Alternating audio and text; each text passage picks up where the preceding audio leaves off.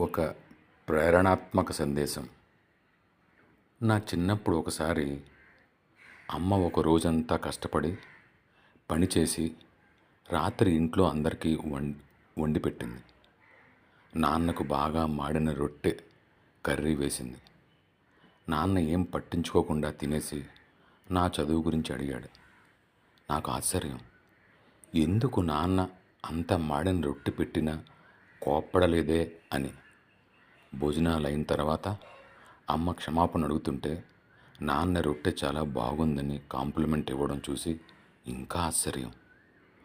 కొద్దిసేపు తర్వాత నాన్నని అడిగా, నిజంగా రొట్టె బాగుందా అని.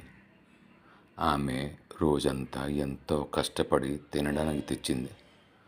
రొట్టె నన్ను బాధ పెట్టలేదు, కానీ నేను ఒక్క మాట అన్నా ఆమె ఎంతో బాధపడుతుంది. ఎవరూ పెర్ఫెక్ట్ కాదు, అందరి జీవితాలు అంతే, నాన్నగారు చెప్పారు.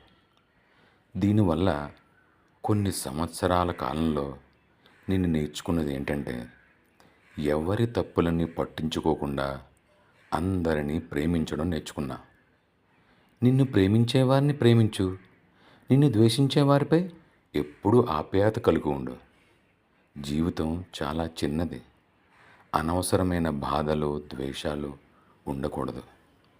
ప్రియతమ ఏపీజే అబ్దుల్ కలాం గారు.